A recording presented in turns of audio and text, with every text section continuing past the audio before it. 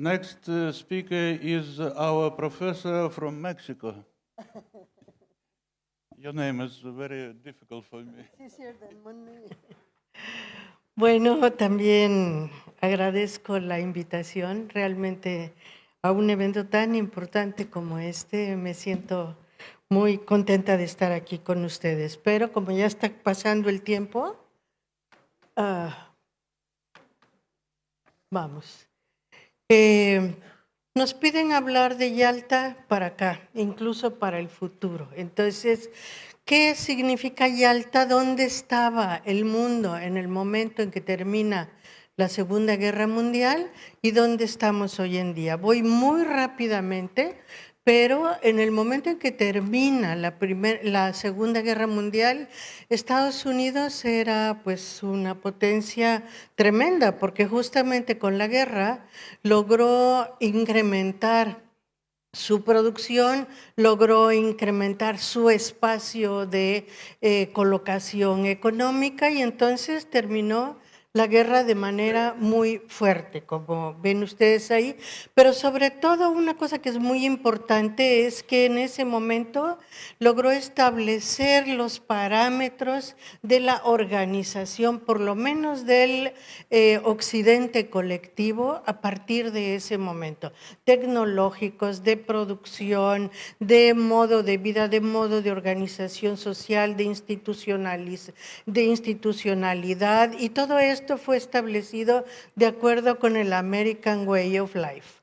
La potencia económica indudable, ahí la tienen, 50% del PIB mundial y pues bueno, el enriquecimiento que hubo del complejo militar industrial, que de hecho es ahí que se constituye y que aumenta sus ventas en el exterior de manera impresionante. Pero ¿qué pasa de entonces a la fecha? Doy solo unos datos muy rápidos para medir cómo en este periodo es que Estados Unidos y el occidente colectivo van creciendo, pero al mismo tiempo se va torciendo la ruta. Y terminamos en el año pues pasado con resultados económicos que ya marcan una circunstancia completamente distinta. Es decir, el occidente colectivo está en crisis. ¿Qué pasa en términos territoriales? Porque ahí una de las cosas que a mí me parecen más importantes para medir el peso y los equilibrios geopolíticos es exactamente la materialidad. ¿Dónde están las condiciones materiales? ¿De qué manera se está construyendo esa materialidad en el terreno de la competencia entre poderes también? Y tenemos aquí un mapa que muestra cómo en 1945, el territorio que ocupaban los aliados que empiezan a conformar el occidente colectivo era todo este. Claro, ahí para la guerra hay la presencia de la Unión Soviética, que además particularmente es un territorio gigantesco, pero acá lo que yo quiero marcar no es solamente territorio, extensión territorial, sino también que esa extensión territorial es población y es riqueza. O sea, la riqueza de estos territorios estaba en manos de ese occidente colectivo que ya para 1989 se reduce de esta manera. ¿Por qué? Porque a partir de el término de la guerra, muy rápidamente se inicia todo el periodo de independencias de muchos de los países. Lo primero que se pierde es el Reino Unido, pierde la India, Malasia, digamos una parte de Asia, y luego las potencias europeas pierden toda esa parte de África, ¿no?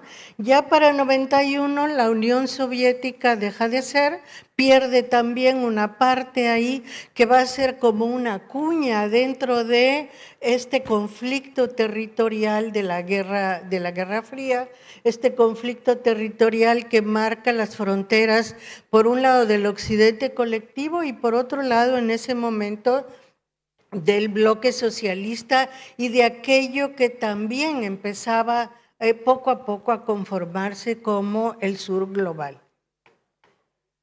Crece hacia hoy, esto crece. Es decir, si en 91 estábamos con una Unión Soviética que estaba perdiendo terreno, es decir, con una Federación Rusa que estaba perdiendo terreno, hoy significativamente ese terreno que se iba perdiendo se fue ganando. Es decir, hay un proceso diferente, ¿no? En un sentido distinto al que ocurrió en todo el siglo XX, en la segunda mitad del siglo XX, y que tiende a crecer, pero en un sentido diferente. Ya no es un crecimiento colonial el que está ocurriendo, sino un crecimiento, podríamos decir, consensuado de los países que empiezan a conformarse como los BRICS en este caso, que es lo que puse acá, pero también como el sur global, porque acá debemos agregar también a todos aquellos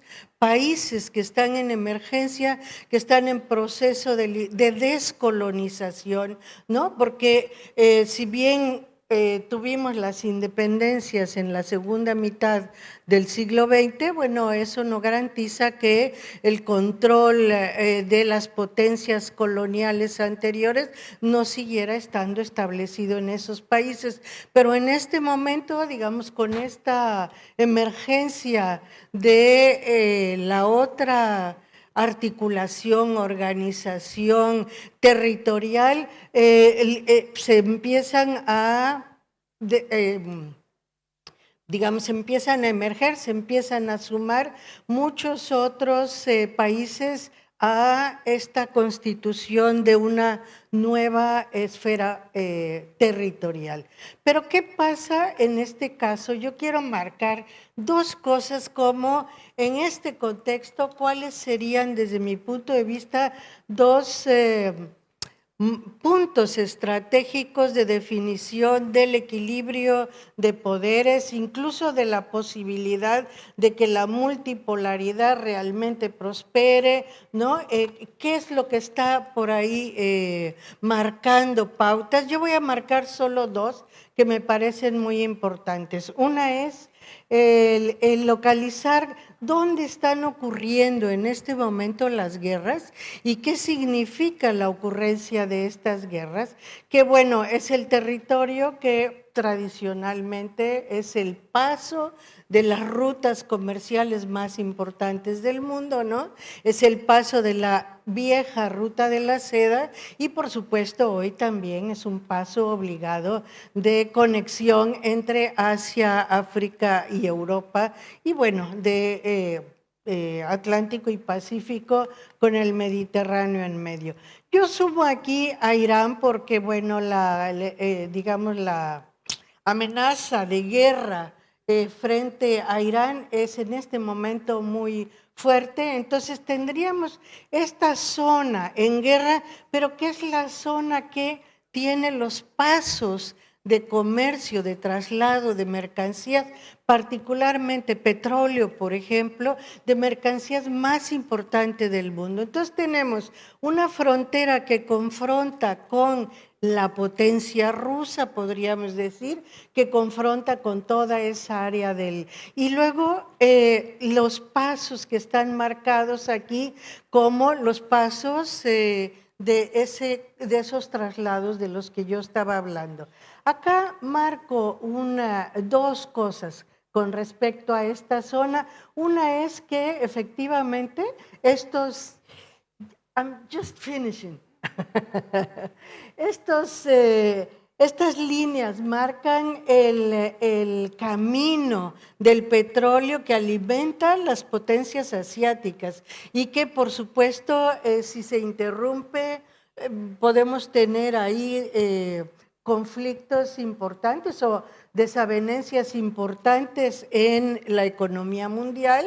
Entonces, interrumpirlas es algo que pues es del interés de los competidores, por supuesto, en este caso de Estados Unidos, que tiene ahí marcada estos puntitos más chiquitos, son la marca de de la ruta militar que tiene establecida Estados Unidos y el Reino Unido en esta región. La otra es la ruta comercial del petróleo principalmente. Pero bueno, en este lugar es donde está Palestina, o sea, y la batalla de Palestina que es atravesada tanto por la posible ruta de la seda entre Asia y Europa, pero también por esa alternativa que está tratando de impulsar el occidente colectivo de combinación entre la India, Arabia Saudita y o digamos el Medio Oriente y Europa, y que también tendería a atravesar por Palestina. De manera que Palestina hoy es una clave, one minute, es una clave fundamental, ¿no? En la que aparte de ese corredor IMEC, está la posibilidad de construir ahí un canal directamente sobre Israel que conecte el Mar Rojo y el Mar Mediterráneo como alternativa al Canal de Suez o como complemento del Canal de Suez. El otro punto crítico que yo quiero marcar ya en un segundo es el paso del Ártico. El paso del Ártico que va a resolver gran parte de la conexión entre el Pacífico y el Atlántico, que se está recién abriendo, digamos, y que, bueno, todavía está en proceso, pero que este paso del Ártico, algo que es muy importante es que la mayor parte de las aguas territoriales no pertenecen al occidente colectivo. Está Rusia, Groenlandia, por eso también la pelea de Trump por Groenlandia, Canadá, que de algún modo sí forma parte del occidente colectivo, pero que está de alguna manera en disputa en este momento, y China ya está usando ese paso, igual que Rusia. Entonces, puntos que pueden inclinar la balanza hacia un lado o hacia el otro. Yo diría las fronteras del fascismo o las fronteras de la hegemonía mundial en este momento están marcadas, una en Palestina y otra en el Ártico, por lo menos. Gracias. Thank you.